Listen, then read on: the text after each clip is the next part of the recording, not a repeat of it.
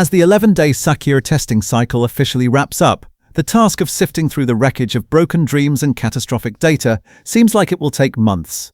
Adrian Newey, a man accustomed to being on the winning side and keeping his rivals awake at night with his aero genius, is now the one losing sleep. The bombshells he delivered during the F1 Commission meeting in Bahrain are still echoing through the paddock corridors. The grand partnership between Aston Martin and Honda is, according to Newey's own admission, currently facing an absolute engineering catastrophe. Honda's 2026 unit is not just failing to approach the mandatory 350 kilowatt energy recovery limit, it is struggling to even clear the 250 kilowatt mark, leaving engineers in a state of absolute horror. This is not just a delay, it is the most significant operational bankruptcy in F1 history. With Newey openly accusing Honda of technical incompetence, what was once the most ambitious project on the grid has been shoved to the back into a desperate war for survival. The 2026 regulations represent the sharpest pivot in the hybrid era, increasing the MGU-K power from 120 kilowatt to 350 kilowatt means the electric motor must now shoulder exactly half of the car's total performance output. However, the reports leaked by Newey point to an absolute disaster. The Honda power unit is sitting exactly 100 kilowatt below this mandatory limit. In the world of Formula One, this energy deficit is not just a number. It means while your rivals, Mercedes and Ferrari, are filling their batteries to full capacity and flying at peak power, you are driving a car that effectively has its handbrake pulled. Telemetry data indicates this fiasco translates into a staggering loss of roughly 1.5 to 2 seconds per lap. In modern Formula One, 2 seconds does not just put you at the back of the grid, it ejects you into an entirely different category. Honda's failure in this core area is not a mere software glitch, it proves a fundamental design blindness in the internal architecture, battery cell configuration, and thermal management systems. Did Honda fundamentally misunderstand the regulations, or were they simply unable to execute? Newey's answer is brutal: it's a total mess. Those who know Adrian Newey know that he usually prefers to solve problems in the quiet rooms of Milton Keynes or Silverstone, far from the paddock noise. But this time, everything has changed. Newey's decision to execute Honda so publicly and harshly in front of his rivals is, in reality, a desperate attempt at legacy protection. He is sending a clear message to the world: my aero design is still a product of genius, my chassis is still a work of art, but the engine box in the back does not work, and that is not my fault. Newey refuses to let Lawrence Stroll's multi-million-dollar investment and his own reputation be sacrificed to this incompetence. Labeling the unit a total mess at the meeting is proof that the technical bridges between Honda and Silverstone have already been dynamited. Newey is no longer waiting for a miracle. With this move, he is either cranking the political pressure on Honda to force a radical management overhaul or positioning himself as the first to jump off a sinking ship. The numbers leaking out of Sakhir are so grim that no one in the paddock is discussing Aston Martin's speed anymore. They are debating whether they will fall victim to the 107% rule in Melbourne. If they cannot qualify within 107% of the pole sitters' time, one of the most ambitious and expensive projects in Formula One history might be forced to sit out the very first Sunday of the season. Lance Stroll managing only 6 laps on the final day, the absolute lack of spare parts in the garage, and the Honda unit retreating into safe mode every time it is pushed indicates this is not just about being slow, it is an operational collapse. Fernando Alonso failing to even make it on track on the final day is the most dramatic summary of the project's current state. Even Cadillac, the grid's biggest rookie, completed more laps and gathered more data than Aston Martin. Aston Martin is currently the worst team on the grid, accelerating toward a technical abyss at full speed. For Fernando Alonso, this scenario is the saddest and likely final act of the curse that has haunted his entire career: being in the wrong place at the wrong time. Alonso clung to this project with a final spark of hope for a championship following Newey's arrival, investing all his energy and reputation into this partnership.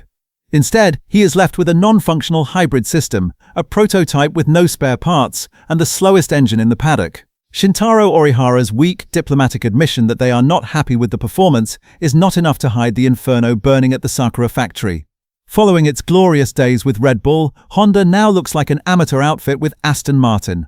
Failing to configure energy recovery according to the 2026 regulations is equivalent to a global giant completely failing to do its homework. The distant, hollow gaze of Alonso in the Sakhir garage is the portrait of a legend asking himself, is this happening again? The root of Honda's crisis is not just a mechanical failure, it is a much deeper technical blindness. The reason Newey is so incensed is that Honda completely misinterpreted the balance between electrical power and the internal combustion engine in the 2026 regulations. While rivals like Mercedes and Ferrari designed the MGU-K not as an add-on but as the heart and primary thrust of the car, it is the paddock's biggest secret that Honda is still operating under a traditional, internal combustion engine-centric philosophy. This philosophical divide creates massive inefficiencies in energy harvesting. If the engine cannot charge the battery effectively on the straights, it cannot deploy electrical power, rendering the car a sitting duck for its rivals. What Newey calls a total mess is the complete fracture of this integration. This problem cannot be solved with a simple software patch. It represents a rescue mission involving the redesign of internal architecture, battery cells, and control units that will take months, if not years. Adrian Newey throwing this crisis in front of the paddock and global media is, in reality, a technical rescue operation. By applying massive pressure to Honda, he wants every resource and the brightest minds in Japan redirected to this singular issue.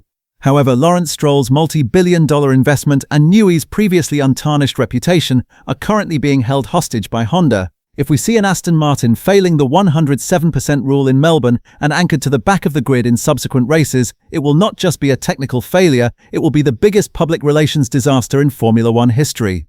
Newey's toughest challenge is no longer aerodynamics. He is now a crisis manager trying to whip an engine partner into shape. While the 2026 dream is turning into a title celebration in Maranello or Brackley, it has devolved into a war for survival at Silverstone. Can Newey pull a champion out of this wreckage, or will this project become the first and largest black mark on his legendary career?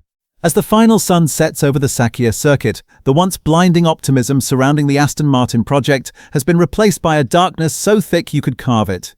This was not supposed to be the script. We were promised a technical superteam, but what we have witnessed over these 11 days is the slow-motion collapse of 2026's most ambitious dream. Adrian Newey's bombshell revelations have stripped away any remaining public relations polish, leaving Honda's 250-kilowatt energy recovery deadlock exposed as the terminal illness of the AMR26. The numbers coming out of the telemetry are more than just disappointing, they are haunting. In a regulatory era where electrical deployment is the heartbeat of performance, being 100 kilowatt down is the equivalent of trying to win a marathon while breathing through a straw. For Fernando Alonso, the man who has defied time itself, this feels like a cruel final twist of fate. To finally have the genius of Newey in his corner, only to be betrayed by a power unit that effectively clips before the straight has even begun, is a heartbreak the paddock did not see coming. The looming shadow of the 107% rule in Melbourne is no longer a distant, hyperbolic threat. It is a very real, very humiliating possibility. Can you imagine the scenes if the sport's most hyped dream team is told they are not fast enough to even take the start? It would be the greatest engineering fiasco in the history of the modern era. While Formula One is a sport built on the impossible, miracles usually require parts, and right now, Newey's desk is cluttered with nothing but empty spare parts boxes, red-line data sheets, and an engine that simply will not pull. Has the Newey Honda era ended before the first light even turned green? Or is there one last trick up the sleeves of the world's greatest designer to resurrect this wreckage from the back of the grid? Let us debate this crisis in the comments. Is Honda's failure a design choice they can recover from? Or have they fundamentally misunderstood the 2026 era? Can Newey work his magic without a functioning heart in the car?